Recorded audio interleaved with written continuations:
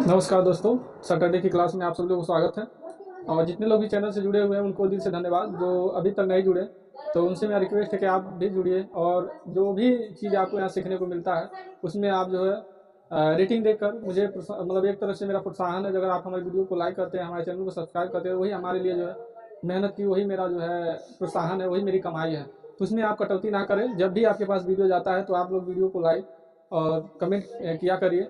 और एक बात और, हम लोग जब से आज निरंतर जो है 2021 में हमने स्टार्टअप किया कोचिंग सेंटर का, और बहुत मेहनत करने के बाद तब अभी है जो है हम लोग यहाँ तक पहुँचे हैं।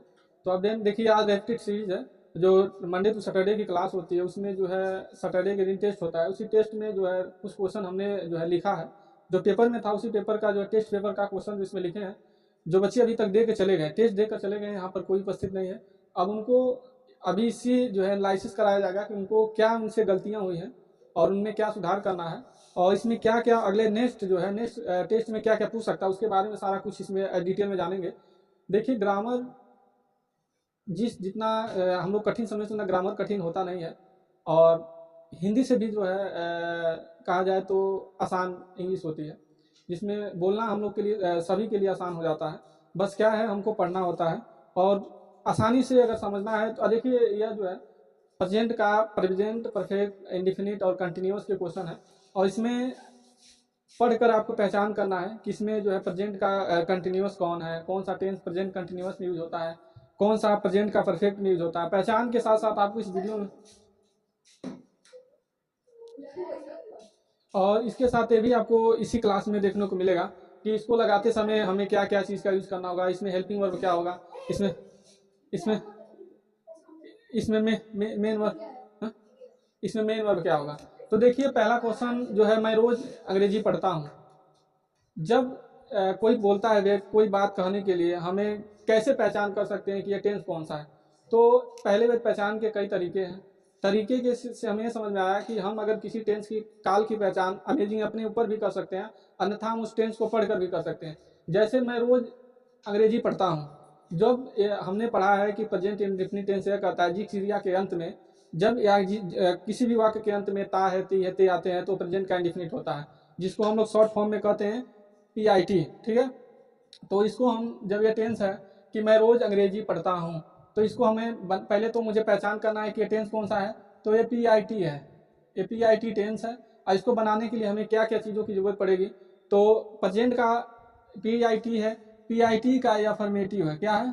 अफर्मेटिव। नहीं दिख रहा है तो आप वॉइस से समझ सकते हैं, अफर्मेटिव है। अफर्मेटिव की पहचान ये है कि इसमें जब भी प्रेजेंट का इंडेफिनिट हो, अफर्मेटिव हो, तो उसमें यस या ईएस लगाया जाता है। इसमें भी एक डाउट होता है बच्चों का कि सर यस या ईएस, पहले यस लगाएं कि ईएस। इसका एक फुल वीडियो जो वर्ब में हम जो है वर्ब में पढ़ेंगे, और डिटेल में तो एक वीडियो में जो है आज तो टेस्ट का इसमें नहीं बता सकते, लेकिन इतना बता सकते हैं कि यस या ईएस कब लगाना है। तो ध्यान रहे, जब क्रिया जब जब कोई सब्जेक्ट एक वचन हो, एक वचन मतलब जैसे ही सी इट हो, उस जगह पर उस कंडीशन में हमको क्या लगाना है, यस या ईएस लगाना है। तो ये ध्यान दीजिए, सब्जेक्ट में क्या ही है, क्या सी है, एक या इट है। तो अगर ये तीनों नहीं है, या नेम हो तभी हम यस या यस लगाएंगे। तो इसमें तो ऐसा कुछ है नहीं। तो इस टेंस का होगा, पहले हमको आई लिखना होगा, क्योंकि आई मिस होता है मैं। तो उसके बाद आई, उसके बाद इसका लिखना है कि इसमें क्रिया क्या हो रही है। तो क्रिया हो रही है पढ़ना, तो हम यहाँ लिखेंगे आई रीड, आई रीड।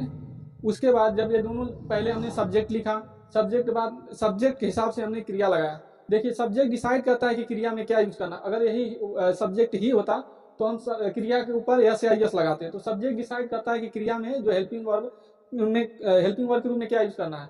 उसके बाद जब ये हो गया, उसके बाद हमको लिखना है ऑब्जेक्ट। देखिए, इसमें एक डाउट और है कि अगर मैं डायरेक्ट लिख दूं आई रीड डेली इंग्लिश, तब भी तो सही होगा, अन्यथा ये भी लिख सकते आई रीड डेली इंग्लिश। तो ये आप लोग बताइए कि क्या परफेक्ट होगा। कमेंट करके बताइए कि डेली को पहले लिखें या जो है इंग्लिश को। तो क्या लिखा है, I read daily daily English. ठीक, बाकी आप कमेंट करके बताइएगा कि इसका जो यूज कहाँ किया जाए। दूसरा टेंस में हम देखते हैं, इसमें क्या है, इसमें कह रहा है मैं अभी टीवी देख रहा हूँ। मैं अभी, वो अभी टीवी देख रहा है, रहा है, तो यानी ये टेंस कौन सा हो गया, ये टेंस हो गया पीसीटी, पीसीटी से हमें ये समझ में आया कि यह है प्रेजेंट कंटिन्यूअस टेंस। क्यों? क्योंकि इसकी क्रिया जो है रहा है रही है। तो इसमें जब प्रेजेंट कंटिन्यूअस को हम पढ़ते हैं तो उसमें ये पढ़ते हैं कि जब जिस क्रिया के अंत में रहा है रही है रहे आते हैं तो क्रिया वो टेंस कौन सा होता है? प्रेजेंट कंटिन्यूअस टेंस, जो टेम्पररी एक्शन होता है और ऑनगोइंग स्टार्ट होता है। इससे ये समझते हैं कि जो अभी हो रहा है, जो पास्ट में शुरू हुआ और उसकी जो छवि प्रेजेंट तक पहुंच रही है। तो इसका ये होगा, पहले सब्जेक्ट देखना है तो सब्जेक्ट यहाँ ही है, ठीक। ही के बाद हम क्या लगाएंगे? तो ही के बाद क्या हो रहा है? वह देख रहा है, क्या कर रहा है? तो यहाँ लिखाएगा ही, पहले इसके हेल्पिंग वर्ब लिखना होगा क्योंकि इसके क्रिया के साथ हेल्पिंग वर्ब लगेगा। तो यहाँ लिखा है ही इज, उसके बाद watching, watching, he is watching just movie, just movie, या मूवी नहीं टीवी है, सॉरी टीवी, ठीक है। He is watching just TV. तो देखिए ही से हो गया वह, और इज से हो गया है, और उसके बाद वाचिंग से हो गया देख रहा है, और जस्ट मिस होता अभी, और क्या देख रहा है? टीवी। उसके बाद इससे पहचान हो गया कि ये पीसीटी है, और पीसीटी से हम ये समझते हैं कि ये प्रेजेंट कंटिन्यूअस टेंस है। उसके बाद आगे हम देखते हैं कि मैंने अपना काम पूरा कर लिया। तो इसकी पहचान कैसे कर सकते हैं कि कौन सा टेंस है? इसमें ये दिखाई दे रहा है कि मैं जब इसमें कोई काम कंप्लीटेड हो जाता है या लिया है, दिया है, चुका है, चुकी आ जाता है, तो उस टेंस को हम लोग कहते हैं पीपीटी। इसको पीपीटी कहते हैं। जो मैं जब कभी लिया है, दिया है, चुका है, चुकी है, सब आ जाते हैं, जब हेल्पिंग जिसे इसका वो जो पहचान बता रहे हैं, जिस क्रिया के अंत में चुका है, चुकी है, चुके हैं, लिया है, दिया है, यह सब आ जाए तो वह टेंस पीपीटी हो जाएगा, प्रेजेंट परफेक्ट कंटिन्यूअस टेंस। इसकी पहचान ये होती है, इसमें हेल्पिंग वर्ब के तौर पर आपको हैज और हैव लगाना होता है। उसके बाद हम देखते हैं, जैसे आई मिस होता है मैं, उसके बाद हमको लगाना है आई हैव, आई हैव। तो ये हो गया I have complete, all complete, या आई हैव पूरा नहीं है, आई हैव, उसके बाद कंप्लीटेड होगा, कंप्लीटेड, वह कंप्लीटेड। पूरा का क्या होता है जी? हाँ, माई वर्क कहाँ लगेगा? Your work. अपना वो अपना काम पूरा कर लिया है, complete your work. Real miss होता है अपना, complete your work, complete your work. बाकी अगर कोई मिस स्टैंडिंग हो तो आप लोग इसमें देख सकते हैं। बाकी मैंने मेरा मेन सारांश है आपको पहचान कराना कि इसमें हेल्पिंग वर्ब और मेन वर्ब क्या रोल होता है। और एक क्वेश्चन आपसे हम पूछ रहे हैं, कमेंट करके बताइएगा कि मेन हेल्पिंग वर्ब और मेन वर्ब में क्या अंतर है। तो मेरे हिसाब से हेल्पिंग वर्ब का मतलब हेल्प करना, यानी जो कार्य करता है उसको हम लोग मेन वर्ब मानते हैं, जो कार्य कराता है उसको हम लोग मानते हैं हेल्पिंग वर्ब। यानी हेल्पिंग वर्ब का मतलब है कार्य कराना, और जो करता है उसको मेन वर्ब कहते हैं। अब इसके बाद एक क्वेश्चन और है, तुम रोज स्कूल जाते हो, तो ये टेंस क्या है आप इसको बताएं। जब लास्ट में ता ते ती आ जाए तो क्या हो जाता है? ये हो जाता है पीआईटी। तो इसमें हम ये कह सकते हैं कि ये टेंस जो है प्रेजेंट का इंडिफिनिट है, और वह है क्या? कहाँ माई लगा? यहाँ यूर माई, ये कैसे अपना माई लगता है क्या?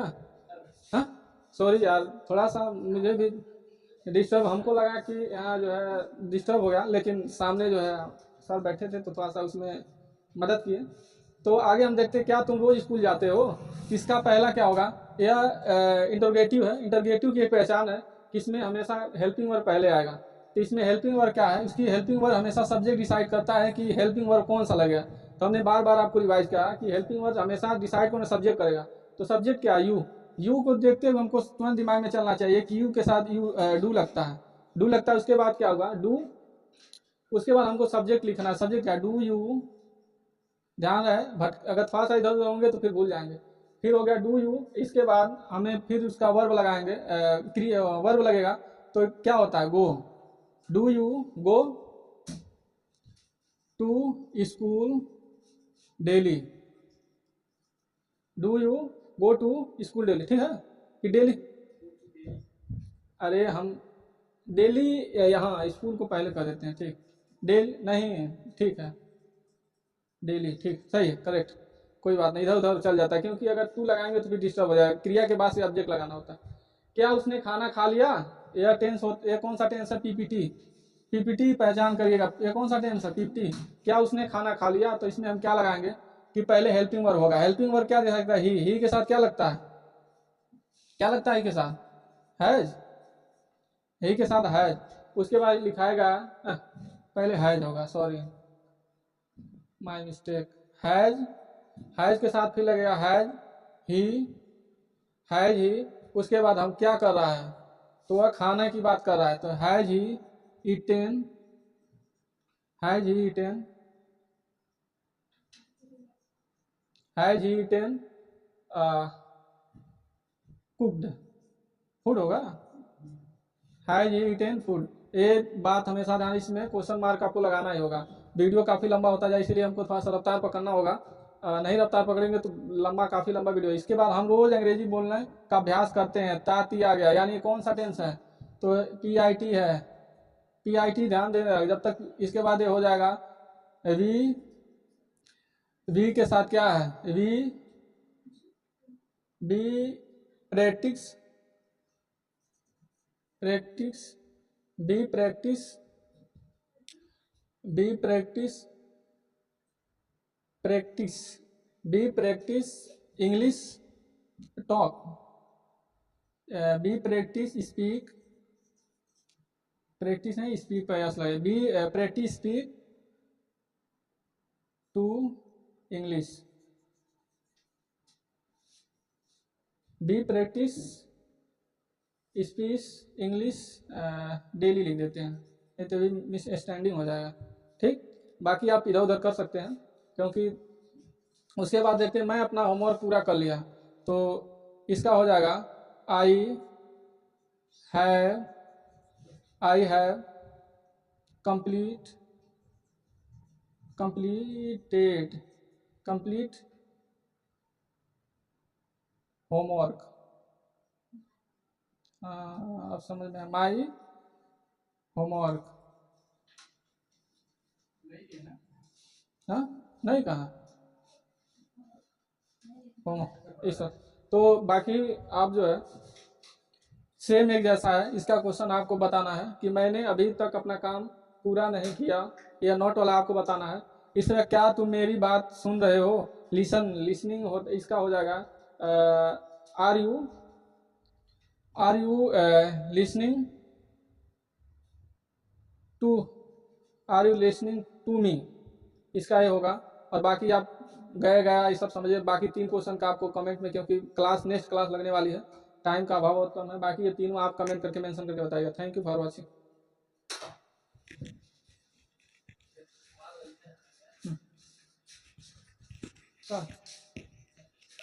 मैं